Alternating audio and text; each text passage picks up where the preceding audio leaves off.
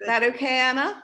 Yes, that's okay. So I will mute everyone and you can unmute yourself, Rowena. Yeah.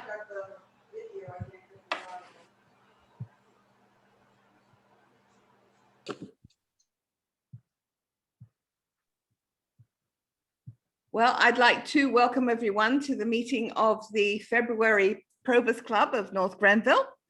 And I would also like to welcome, I think we have several members of the Lions Club who have joined us this morning.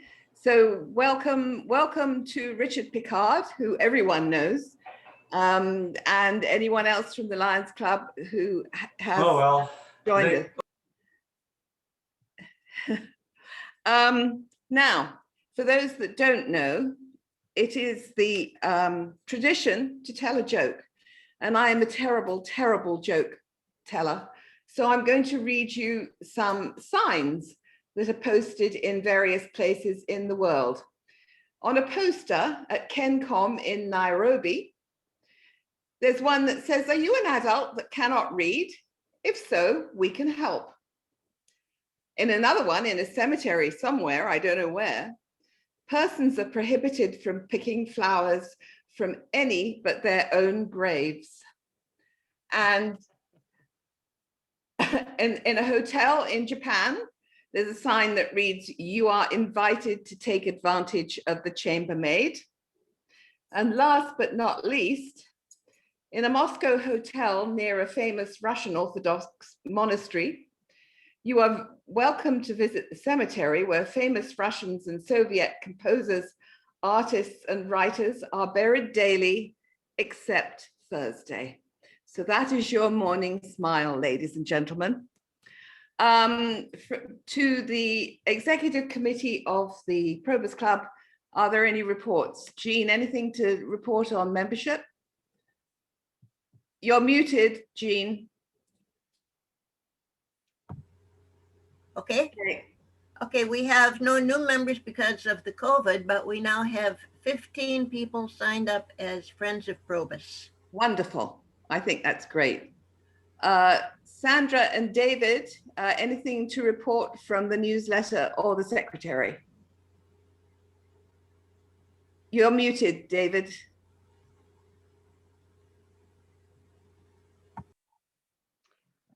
I think there are challenges with their computer. Oh, okay. Don't worry about it then. Roger, I saw you. Do you have any report from the financial end?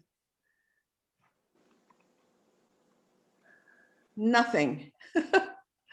Okay. Anna and Jeannie, perhaps you'd like to bring us up to date on future speakers for the next few months. I know you've got a really good lineup. I'll be happy to do that, Jeannie, if you like. Good, thank you. Okay, so there was a comment a minute ago that John Wright was here. So John Wright, it will be our speaker in March. He was on the British Antarctic Association survey. So we're going to learn lots about the Antarctic. In April, we're going to do virtual handwriting deciphering. So that should be quite interesting. Mm-hmm. And May 19th, we have Tim Burrows, and his topic is, should your next car be electric? Mm-hmm. So March, April, and May are looked after. Great. So that's absolutely wonderful. Thank you. You two are doing a really good job this year. It's great to have you. I will report, last month we had a talk about, we chatted about Cornwall's spring fling, and I'd like to report back that I've heard nothing. So I don't know, they had decided to delay it until October, but I'm still not sure if they're going to be holding it or not. And that is all I have to report for this month. So I am going to turn it over to Anna to introduce Deputy Mayor Jim McMananaman and Councillor John Barclay. And I will mute myself, Anna. Thank you, Rowena. So we're very happy to have both the Deputy Mayor as well as the deputy and a councillor with us. So I'll start with introducing Jim. Jim McMananaman has lived, worked, and volunteered in North Grenville for over 26 years. He's been an entrepreneur, and therefore he understands the challenges and importance of sustaining business in the community.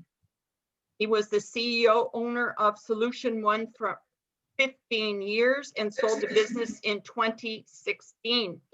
Now he's the CEO of Peak Growth Business Solutions, helping other businesses grow and thrive. Jim has also been very involved in senior positions in nonprofit organizations in the community, such as the Chamber of Commerce, Sweetheart Brunch, Economic Development Advisory Committee, the Grenville District Hospital, and many others. So welcome, Jim. And also John Barclay is joining us, and he's a proven community builder and leader. He has a track record of getting things done to help business, youth, and rural communities. John is also the executive director of Triumph Arts, a non-profitable charitable institution established in 1981. He has developed and distributed award-winning educational programs on a variety of subjects, including conflict resolution, restorative justice, cross-cultural communication, workplace violence prevention, employment training for youth, and international development. So thank you both for joining us today. So if you'd like to unmute, I'm assuming, Jim, you might be going first. Thank you, Anna. I don't know. Thank you for that introduction. Just sounds like we're campaigning or something. So anyways, I just gave that blurb to Anna because being self-employed for 37 plus years, I thought the only bio I had was when we ran for campaign a couple of years ago, which was an impromptu thing for me. But anyway, so I said, just use what you want out of that. So she used some of those items from my past. But anyways, thank you, Anna. I don't know if we want to start.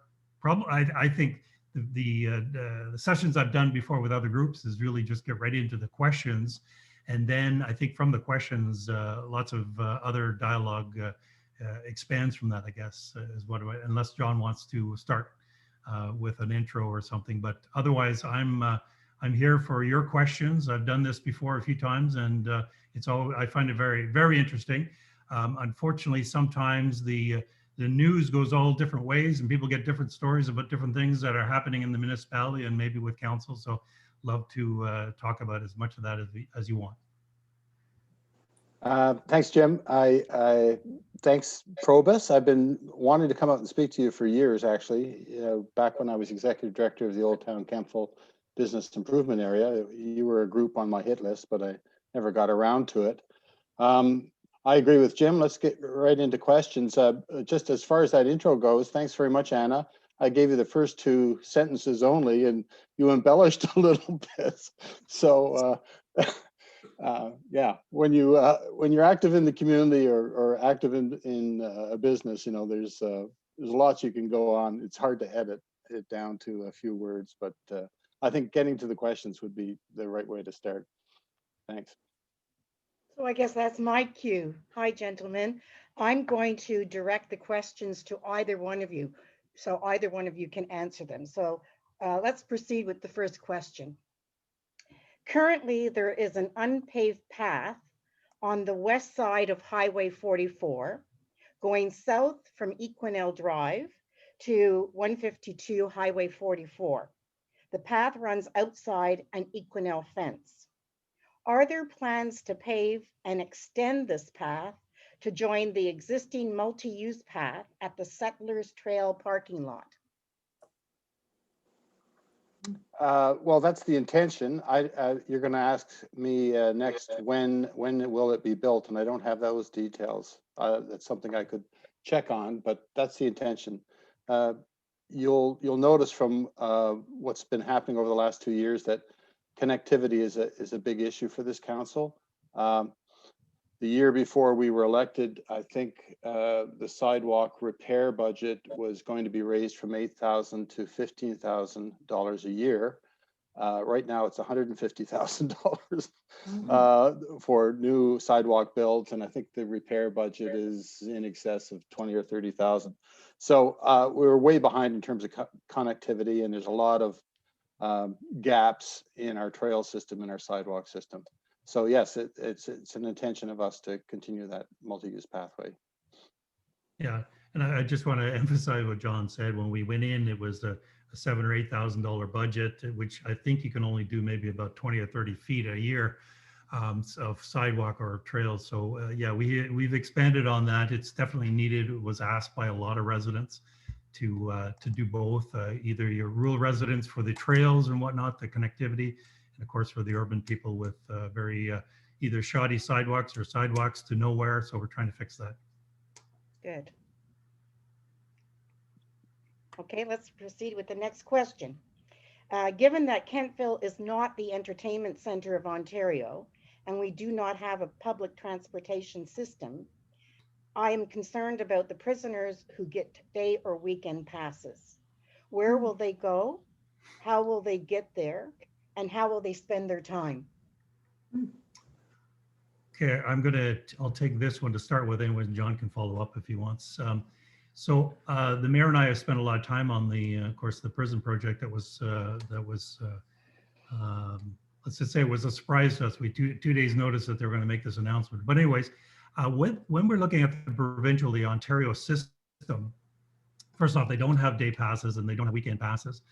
There's a federal program that has something to do with that. But in Ontario and the prison system right now, the 2 years less a day, the average stay at the prison, according to provincial numbers, is anywhere from 32 to 45 days, I believe. If somebody has to leave the prison, they are always escorted, and usually that's because of medical reasons or an appointment. So they have to be escorted by the guards, so they are secured. As for and some of this information, by the way, a lot of these questions were asked probably many months ago, which I'm glad you're asking again. And the mayor and I have followed up with many mayors across Ontario who have prisons in their jurisdictions just to find out what happens, is there concerns with the residents, those kind of things. We also reached out to the John Howard Society, who basically have boots on the ground that do a lot of work with the prisons. And so a lot of the information too that we do get is from that side as well. And the organization and many of the ladies actually that work in there have had many conversations with the mayor and I, and they've been very informative to get us a good feeling of what happens, how this whole system works. I think the other concern related to transportation is when these inmates are let out of prison, as an example. First off, I want to say if you were let out of prison, you've done your time, I guess.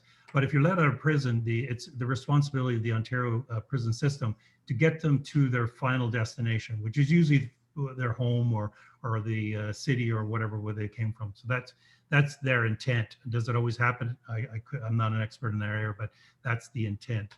The other part of that question was about a transportation system. We actually have a fledgling transportation system that we started last year. And we basically took over because of the accessible transportation board wanted to give up or had enough. They've done 20 some years and then did a fantastic job, but they just couldn't keep doing it. So they asked us, the municipality, to step up. And there's a gentleman who has an organization, Chris, who runs the buses normally, not during COVID, of course, but normally runs them back and forth to Ottawa. And he's agreed to continue that accessible transportation piece. But the other part we wanted to add on to was an actual transportation system within North Grenville. And we have applied for funds. There's a gas tax that helps to fund that. So that's in the works, and we are working on that. When it comes to prison, let's just say support services, I've had lots of people ask me, well, the John Howard Society, all these the transportation system's not here. All these things aren't here. And of course they're not here, and probably in most jurisdictions wouldn't have them either until a prison does come along. So there's lots of talk about these systems coming in place. We're talking about upgrading our social services as well, which would benefit our community. So that's a long answer to your question. Sorry, but I want to fill in a few blanks that sometimes get missed. Maybe John can add to that if you'd like. Yeah, sure. I mean, even as recently as last night, we were talking a bit about vehicles for hire, or other words, you know, the Lyfts and the Ubers. We're taking a look at amending a bylaw that we have on the books for the taxi service. So public transportation, I've heard it for years, especially from seniors, is really needed and really wanted in this community. As the Deputy Mayor mentioned, we do have a transportation system of sorts. It's not local transport, but we are working towards developing that kind of service, maybe a limited route within the urban service area, or connecting Marrickville to Winchester along 43. Generally speaking, just as far as I won't add much more than the Deputy Mayor has about the correctional facility, but I think what people don't understand is that there's a weekly dialogue going on with the Solicitor General, you know, and we're in negotiation with them to try and work towards the best possible outcome for this community. So there's a lot of stuff happening behind the scenes that we obviously, because we're in negotiation, we can't share. But I'm looking forward to a day in the near future where we can have some announcements about some of the community benefits that are part and parcel of the correctional facility coming to North Grenville. I may add too on the transportation piece. A year, 2 years ago now, I guess, I think they changed the name, the Senior Community Services, which was Susan Smith was ED at the time. They asked us for funding to help their transportation system for their volunteers and whatnot. So we stepped up to that a year and a half, 2 years ago now on the budget. And they have a permanent budget now, piece or line item of $12,500 to help that program. So that helped them expand their program to help volunteers, take seniors to appointments and whatnot. So we've expanded that as well in the last few years. Okay, let's proceed with the next question. When the work on Highway 43 is being done, will the entire highway be closed for extended periods of time, or will one lane be kept transversable? What have studies shown about the effect of changed traffic patterns on local residential streets? And how long is this inconvenience expected to last? Well, I'll jump in here and say that when I was working for the BIA in 2013, they closed the railway bridge south of town, the CPR railway bridge, and then closed Clothier Street to rework the sewer and water. And I think in the spring of that year, they closed Prescott Street for quite a while they remediated the former Scotiabank property. So, you know, the impact on business of road construction is top of mind, and how to mitigate that is top of mind with this council. So we've working with the county. They have indicated that they're going to have a dedicated communications person to County Road 43. I think Arup knows probably more about it than I do. But certainly we've been talking about how best to mitigate the disruption to traffic. So there won't, 43 won't, there'll always be a lane open. You'll see that when they start building the new bridge across, oh boy, this is another thorny issue. Call it the creek or call it the South Branch. You'll see that there'll always be 2 lanes open for people to traverse. Now, I've been in other communities where they've had serious road construction, and I've seen how they've been able to continue to provide access to businesses along the road. And I'm thinking of the malls along 43. You know, it's part of the contract with the road construction to have a mitigation plan in place. And I'd welcome Arup to come in and fill it in, but there's a lot of thought going into it. Obviously, it's going to be a disruption. As far as what the impact will be on the surrounding roads, we don't have any data on that, but we're already talking about the increased traffic on 19 and Van Buren, et cetera. So as I said, it's something we've been thinking and planning for quite a while.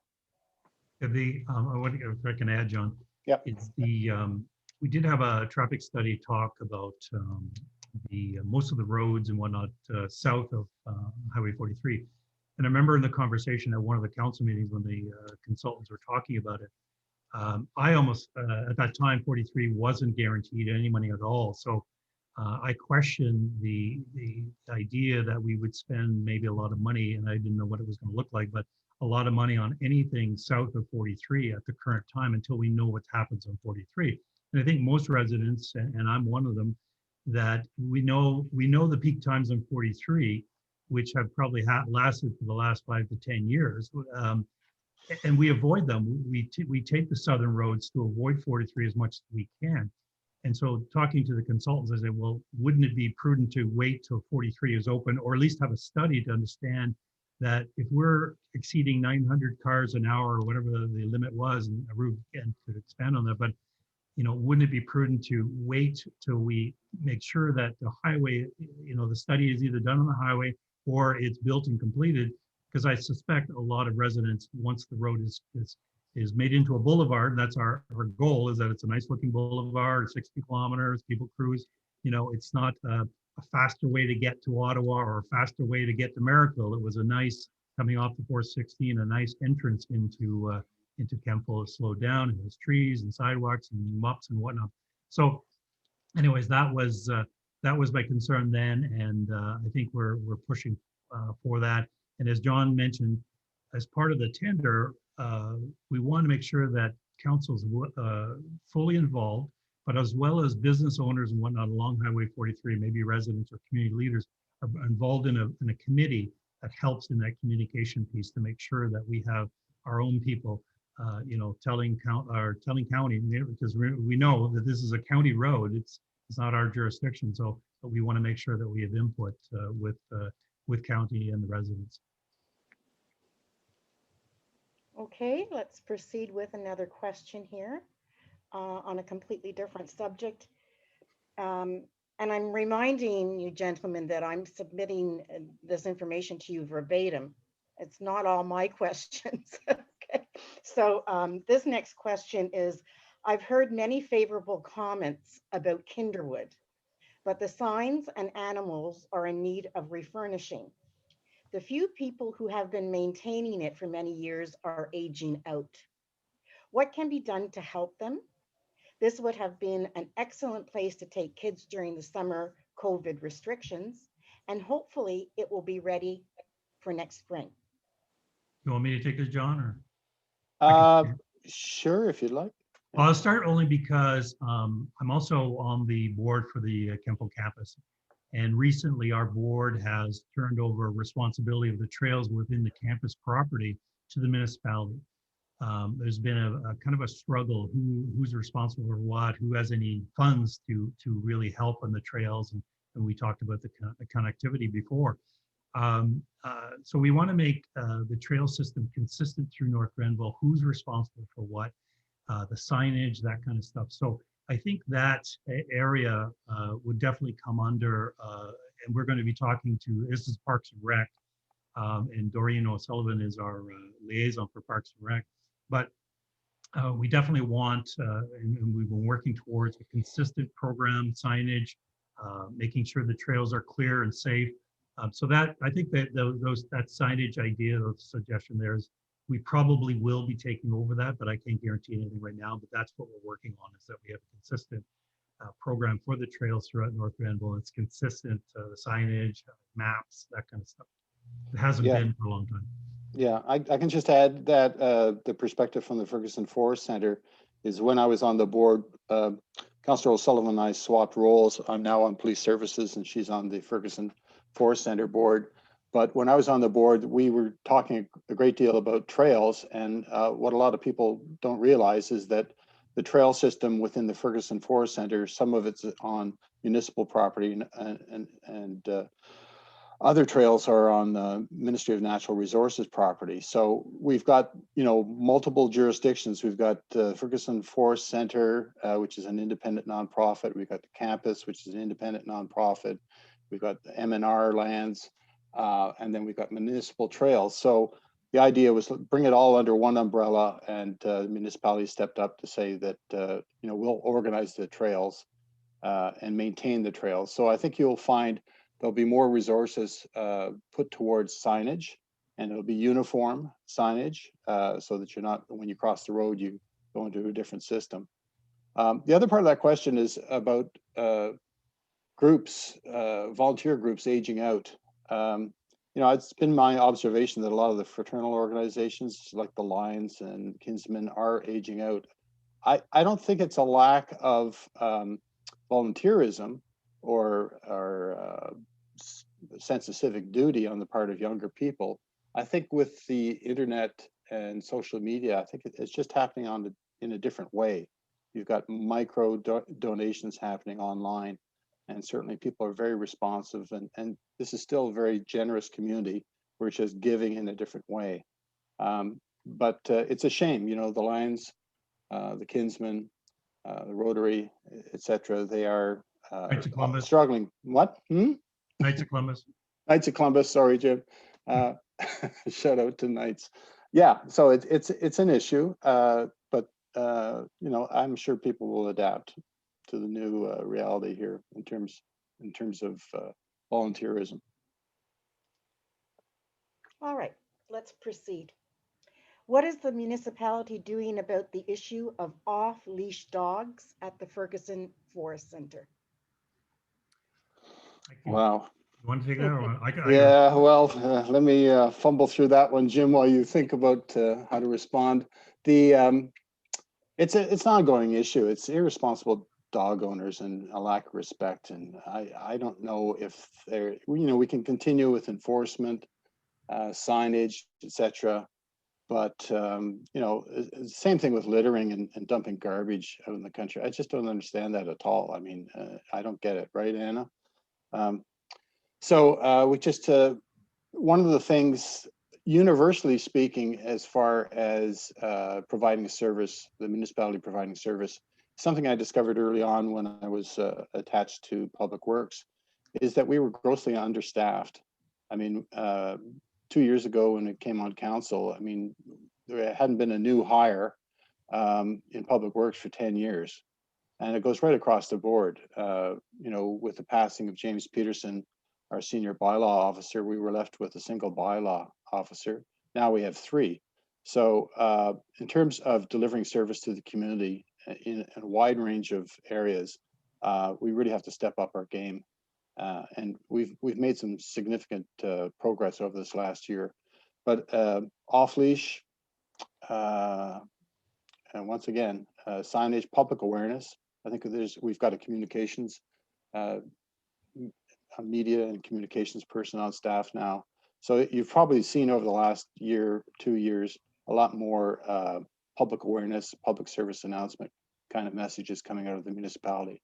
So it's one of the things we have to be diligent about, is getting the message out about being responsible. Yeah, these things are always challenging. I mean, even speeding throughout the municipality, we've got lots of complaints and concerns about that. And no matter how much police force we have, there's always concerns. So, but with the off-leash, absolutely exactly what John said. And I did speak to Kristen Strakajan, councillor, about that. She liaisons with the bylaw, and they have it on the radar, and they're talking about it. And I think you'll see some changes probably in the next year or so, because as John said, we were down to one bylaw, and they ended up probably, I don't know how many files on their desks after that, but the new officers that are there are trying to catch up. They're trying to rewrite some bylaws, and they're doing a lot of work that hasn't been done for a long, long time. So they're playing catch up. And I suspect this issue and others will come to light where they'll have a solid program. I expect them to bring a report to us, not in the near future anyways, And you know, I would suggest whoever asked that question is obviously a person who walks through the trails. And I would say too, I'm a dog owner, so I have 2 dogs. And when I pretty much guarantee you can walk through the forest within an hour, you'll find 1 or 2 people with off-leash dogs. So it wouldn't be hard to catch them if they were doing some spot checks. So that would be my recommendation or suggestion to bylaw once they do get things under control there, that they do have some. Now, I did see a bylaw officer on Thursday going through the Ferguson Forest, so maybe they were looking then, I don't know, but it's a difficult thing. It's many, 800 acres in there. It's and plus we got the 626 acres on the campus to monitor all this. It's very, very challenging for our bylaw for sure. Thank you. The next question is, and it's lengthy. So the proposed jail to be situated in Kemptville will require upgrades to the water and sewage disposal systems and roads in town. Property taxes in North Grenville are very high, and it is noted that there is no increase for 2021. Additional increases to the property tax because of the infrastructure required for the jail would be far more than many residents would be able to bear. Will council guarantee that the provincial government will pay for any necessary upgrades to the infrastructure and that any extra charges for the jail will not be carried by the residents of this community? Yes. That's a mouthful. That's a short answer, yes. Okay, so we don't know yet how they're going to handle water and sewage. They might drop a well and take their own water. If they use municipal water, they'll be charged for it. We have water rates out there. As far as septic goes, it's the same thing. Any infrastructure, the Solicitor General, the province will cover the cost of any upgrades necessary to accommodate the facility. Property taxes, I could go on about property taxes. You understand that only 53% of your property tax actually stays in the municipality. The rest of it goes either to the school boards or the county. But I won't get into the whole property tax thing right now. As far as because the question's about the correctional facility. No, there should be no additional costs borne by the municipality for the construction of this facility or the servicing of this facility. The Solicitor General's office, as well as our MPP Clark, guaranteed that the province steps up to pay for any infrastructure increases that are necessarily. Like they do when they build hospitals or universities, other buildings like that. They have to basically expand that infrastructure, and they pay for this. It's not on the local taxpayers. Of course, it's on anything that the province does or the feds do. It's going to be on our taxes somewhere down the line, but it will not be directly onto your property taxes per se. And as John said, 53% of our taxes, if you're paying $4,000, slightly over $2,000, actually stays here. The rest of it goes to county for their roads and 911 other services, as well as of course our education piece. But we've got guarantees from the Solicitor General. We're going to, and part of that question was, is council going to stick them to it? If this goes ahead, absolutely, we're not going to let them slide on that. And we're going to, I want it, and if we go ahead, I've suggested to council and our staff that we do a little bit of homework to see what the costs of the roads, if there's an increase in pipe and whatnot, that we do our own homework first to make sure that when the province does finish their studies, we're in line with what they're saying, that the amounts, rather than just taking their word for it. I think we need to make sure we do our homework to make sure the numbers are right. Okay, thank you for that. The next and final question is, there are 2 dilapidated Kemptville signs. One sits on Highway 44 at the college, and one on Highway 43 near the Giving Garden. These signs include signs for the service clubs in town, example, Lions Club, Rotary Club, etc. Are there plans to replace them with updated service club signage? It would be a good idea perhaps to remove them as they aren't adding to the image, and some of the group signs may be advertising clubs that no longer exist. Jim, do Yeah. you want that? Yeah, sure, sure. yeah. Yeah, these signs have been talked about for the last couple of years, even with the previous director of planning. It was under my impression that they were going to do something about it. There was money set aside, and it just seemed to get stalled. Nothing got done. There was talk about having some of these groups, if the municipality took over the signs, have these groups rent a little space for a very nominal charge, so that we could upgrade the signs and whatnot. So those are still in the talks. I did talk to our economic development officer to make sure that it's still on the radar, and it is. I got a meeting with the CAO this afternoon. It's on our agenda. Because I'd like to expedite that now too. Things got slowed down for sure during COVID, but I think we need to start moving ahead on that. I agree with whoever brought up the question. I've seen it as well, and I know as residents we kind of get blind to some of the signage and some of the ugliness of our community because we see it every day maybe, and sometimes we need to open our eyes as fresh eyes to see what improvements we need to make, and hopefully we're doing that and we're listening to residents on those issues. And I will be spearheading that with our Economic Development Committee. That's my liaison as well, to make sure that that gets done ASAP. Yeah, I'd just like to add that this has been, those signs have been an eyesore for as long as I've been here.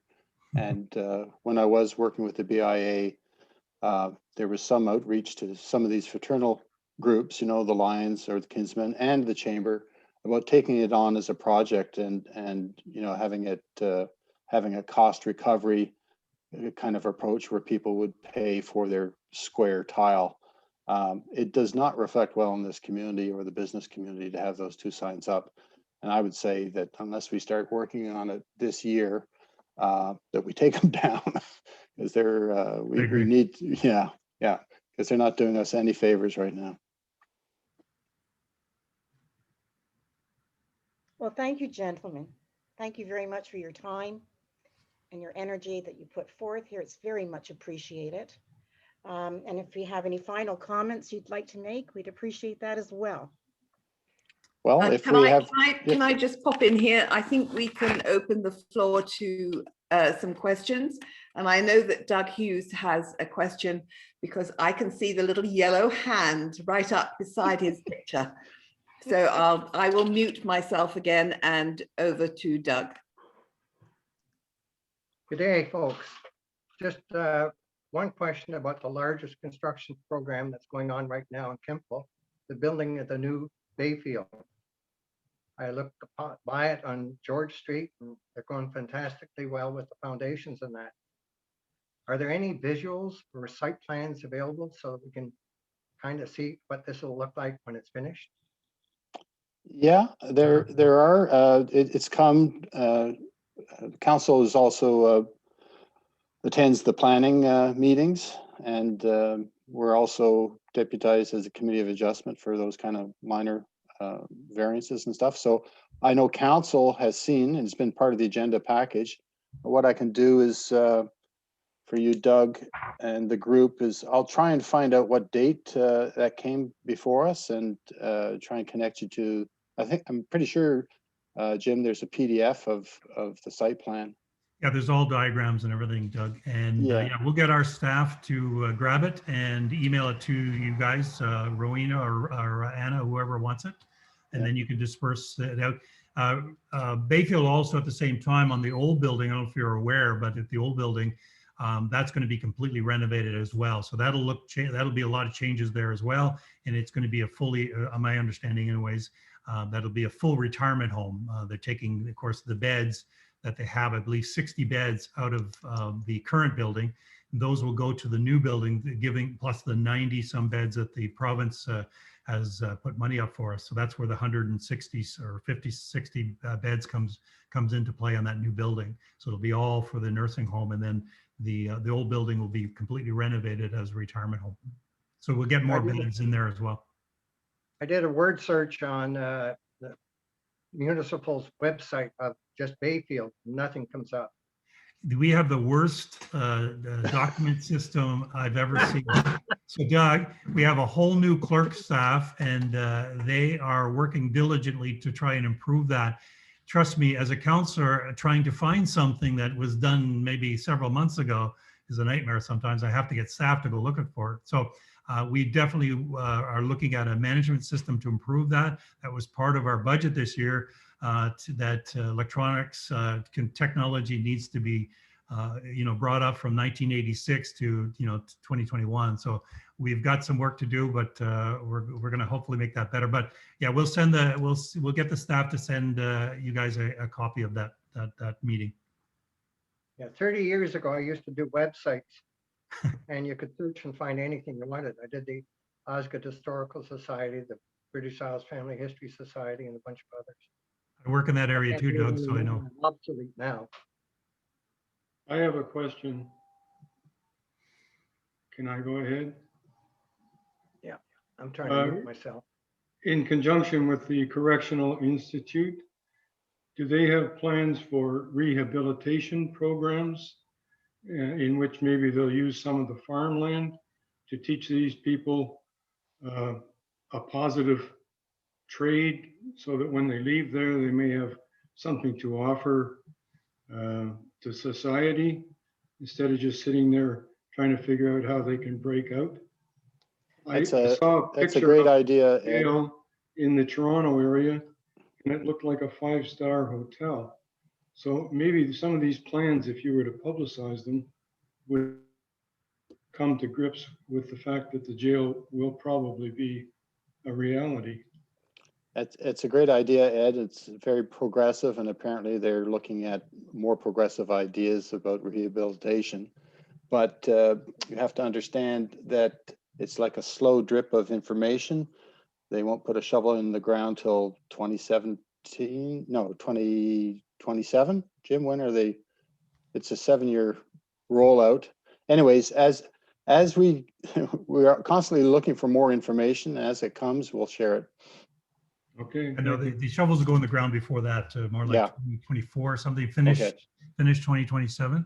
Yeah. But Ed, the new prison, like this is a brand new prison for this government, of course, but it's also a very new prison for Ontario for a long, long time. And they've had some definite hiccups in the past in how they built them. They thought that, my understanding was they thought when they built a prison back in the day was just make it a pretty building, lots of space, some skylights and whatnot, with, maybe some more spacious room.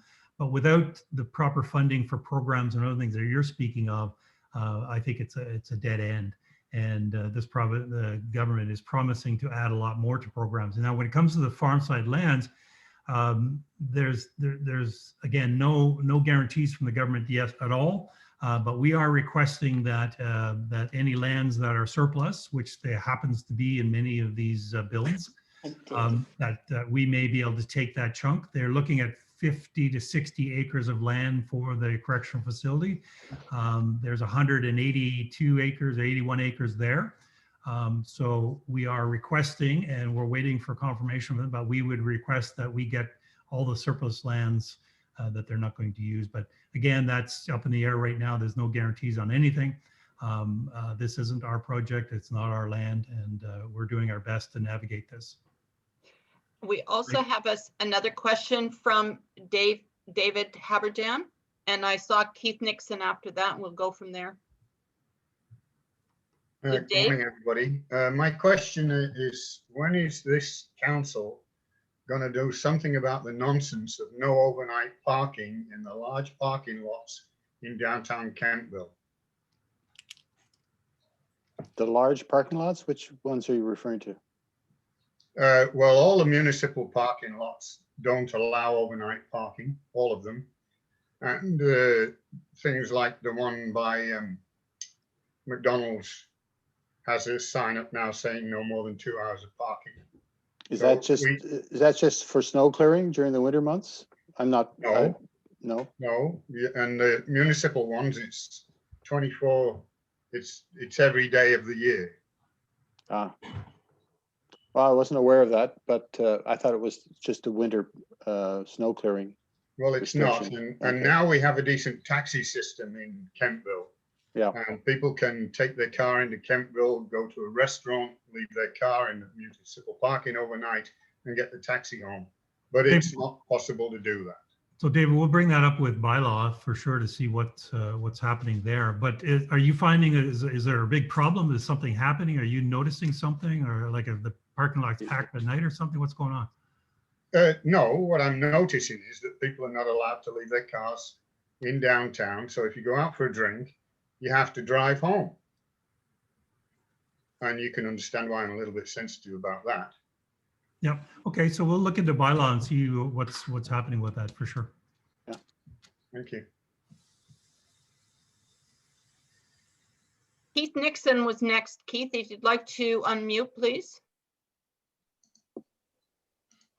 Yeah, the question I have around the correctional facility is the links with KDH and the likely impact of the facility in terms of bringing inmates into KDH and looking at our capacity both for KDH and what we might have planned. There may be some conflicts. I know my son-in-law works at a provincial institution in Toronto, and they're always taking people from that institution to local hospitals. So it's not a minor situation, could be a fairly major situation and could impact the people in the community because space is being taken up by the inmates. Well, I know that the Solicitor General is talking to KDH. They consider them an important stakeholder in this whole consultation phase. I don't know if Jim has more information than I do, but I'm not on. I guess Councillor Strackeryan would have more information about the conversations on the hospital board, where they are in terms of conversation dialogue with Solicitor General. But once again, there should be minimal impact. So in other words, if there is additional strain on KDH, that's being discussed right now on how to handle it, how to accommodate it. But I don't have the details. Once again, we're at the shallow end of the information loop here. Yeah, Keith, thanks for that question. I'll tell you what I do know. First off, the province, as I mentioned, they're building a very different type of facility than they've done in the past. And the medical area or facilities that are building in this prison are supposed to be state of the art and not comparable to anything that they've built in the past. So a lot of work, and they're going to have more nurses, I believe, registered nurses and doctors than any other prison, I'm assuming. But anyways, so that's my understanding that first off, that's the case.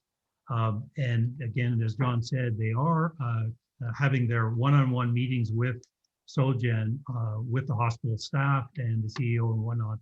I did speak to Charlie Boland. He's the CEO of Winchester Hospital. I had a good conversation with him, and he's been in the business he's in for 30 some years. And he said, I asked him point blank, I said, so do prisons cause a problem for hospitals that are within their municipality and within the area where the hospital may be? And he said, Jim, in the 30 some years I've never really heard anything. He said, yeah, occasionally, you bring a prisoner in and they're in chains and whatnot, and that can be nerve-wracking to people. But for actual results or problems with the hospital, he says from his CEO counterparts, he's not heard any real concerns. That's all I really know, Keith. Okay, thanks. Jean has put up her hand a number of times, so I'm going to ask her to unmute and ask the question. I know that this is a health department issue, but have the council any information at all as far as what kind of and where will there be a COVID vaccination center, or what arrangements are being made? Well, currently right now, of course, the testing is done at the Bell Hall, which is a very large facility. We are talking about a vaccination center potentially on the campus. It may be a separate building. So we're right now in the plannings for that for sure. But that's all I have right now, unless John has something else. But right now, again, this is run by the Grenville Hospital. as well as the Rideau Health Clinic, I believe, Dr. Rutherford? Rutherford, yes. Yeah. Is in charge of the vaccination or the COVID center right now.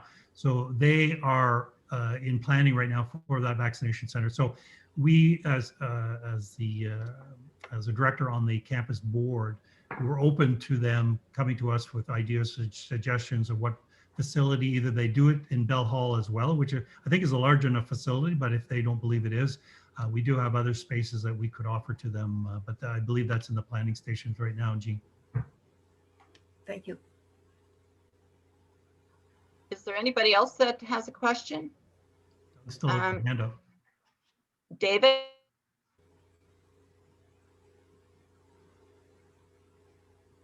Good morning, gentlemen. My question, I've got lots of them on the prison, but I don't want to get to that. There's been enough talk about that. Highway 43. There was an article just recently that in opposition to our latest tourism plan for Kentville and opening the creek and having people being able to access downtown Kentville with their larger boats, that the bridges are not going to be able to accommodate this, and it's just sort of being left to the counties. I know it's their road, but isn't there some accommodation we could make that some other part of the project would be delayed and have the bridges high enough that the larger boat could get into Kentville? And it just seems like that would be something that would benefit Kentville for a long time. I'll jump in. I've been working with Karen Dunlop and the counterparts at county. It's their bridge, it's their project, to optimize as much as possible the height.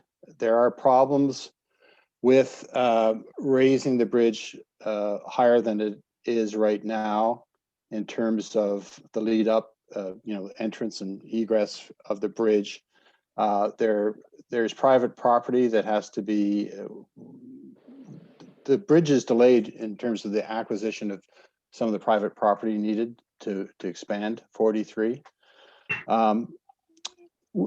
The bridge is as high as it can go, which is not sufficient to allow the type of boats that travel up and down the Rideau River right now through the lock system. So that's the unfortunate situation. It's a shame. We are looking at whatever we can do during the construction phase to allow for better connection along the river, and that this would be a pedestrian connection. I know it doesn't address your issue about boating, but I'm hoping that we can put ourselves in a position where we allow a boardwalk underneath the bridge so that we can connect Anniversary Park eventually to the waterfront trail downtown. So in terms of cycling and pedestrian, kayaking, canoeing, we'll be able to draw from the Rideau Canal system and Ferguson Forest and bring people downtown. But that's the unfortunate situation. We worked hard during this final design phase of the bridge to raise it as high as we could. And unfortunately, it's not high enough to allow for that kind of boat traffic.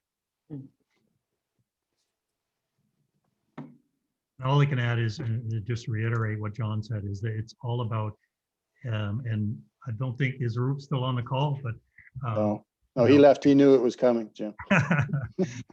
Anyways, but every so many inches you raise this bridge, the longer the road has to be spread out, meaning the incline and the decline has to be a certain number, which is in their specs.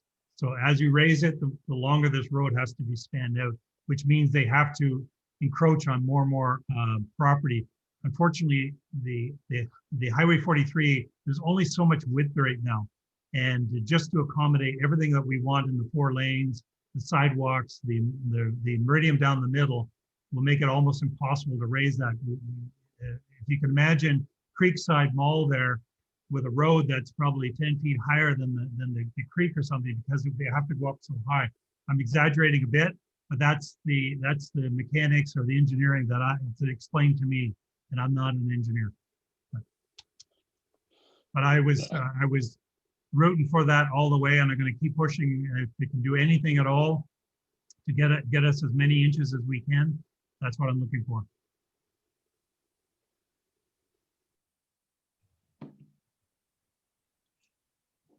Are there any other questions?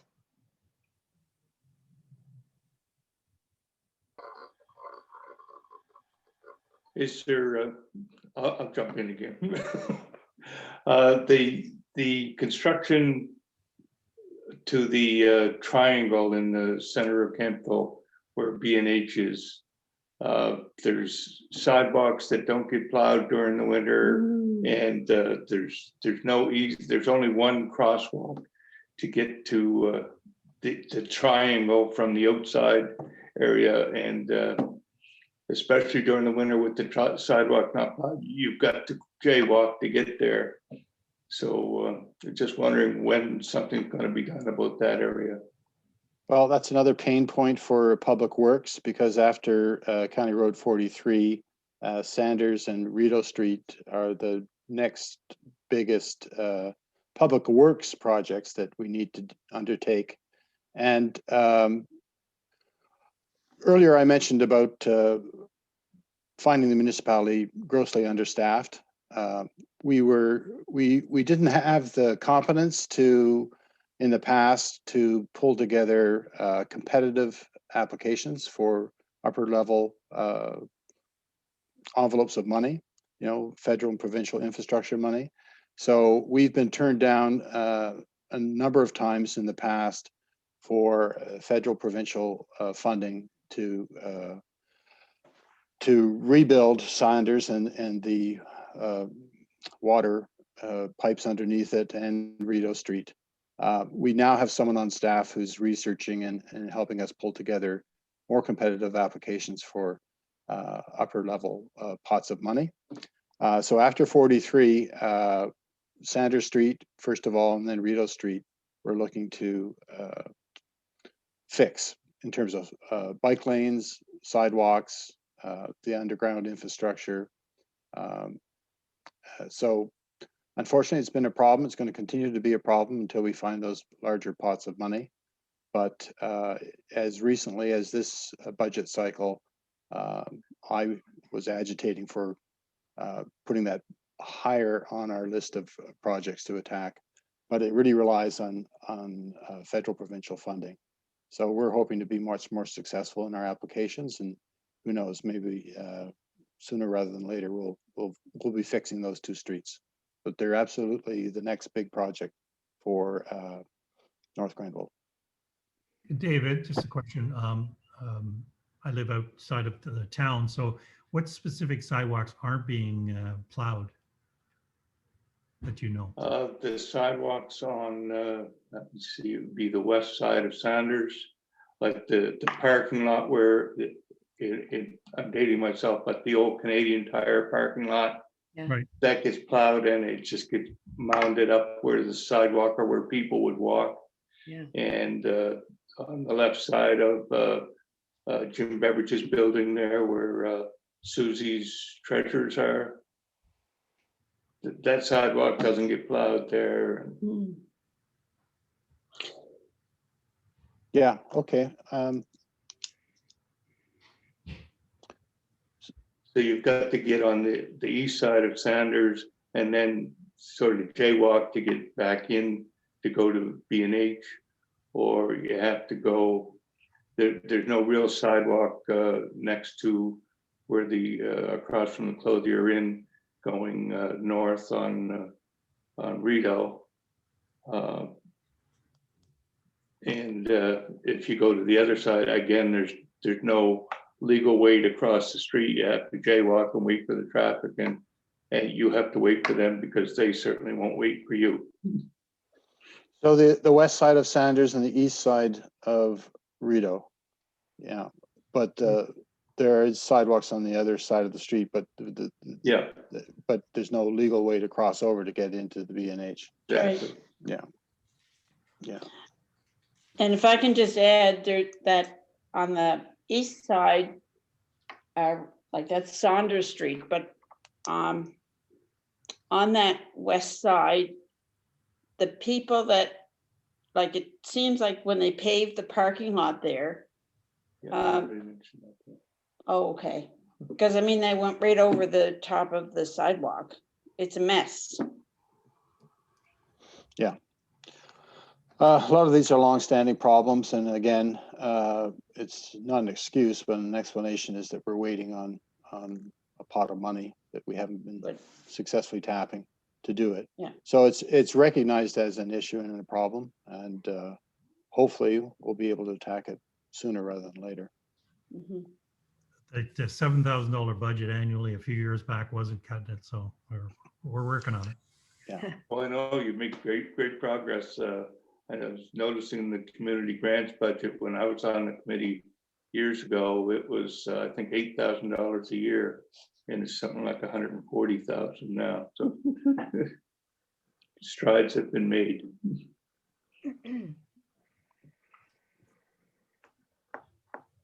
Any more questions? No? In that case, Jean has a question. Jean, I didn't see that. Go ahead.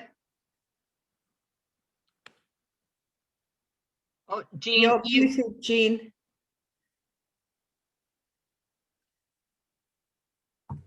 Now can you hear me? Yep. Yeah.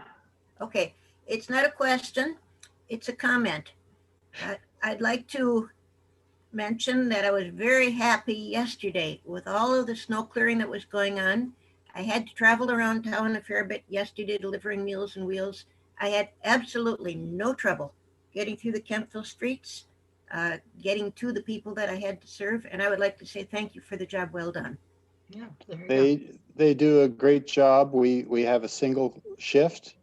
So they typically start at 7 a.m., but sometimes earlier, 2 a.m., 3 a.m. And they can go as long as 13 hours, and then they need a break. So it's amazing what they're able to accomplish with, one man, one grader. We got more than one man, one grader, but they try and do the routes twice each snowfall. We're held to some minimum standards by the province, and we exceed those all the time. We had a grader breakdown, and I'm getting lots of emails from the residents out on Eager Road who aren't very happy with the lack of snow plowing. So yes, town of Kemptville is well served. Sidewalks are cleared. Some of us out in the rural parts of North Grenville, have to wait quite a while to be able to drive down plowed roads. But hopefully we'll get that grader fixed and have things back to normal. Thank you for that, Jean. We'll pass that on to the public works staff, okay? And we love the feedback from you guys. It just comes to us, but we want to make sure that we push it off to the staff because they're the ones doing the work, boots on the ground, as they say. Yeah. Good. Okay. Do we have any other questions? Don't think so. Nothing? Okay.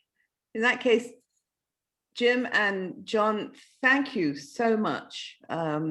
A great session. I really enjoyed it. And you answered my question with one word, which was fantastic. So thank you. And I'm sure we hope you'll come back one day because I think it's very important for council to keep in contact with all the service groups in North Grenville.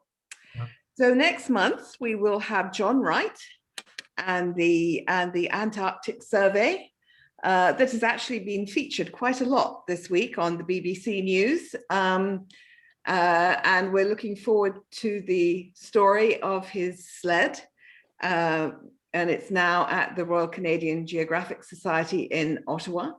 I think it's going to be a really interesting program, and we look forward to seeing everyone then. So some of us, I'm sure, will leave. Some of us can stay and chat.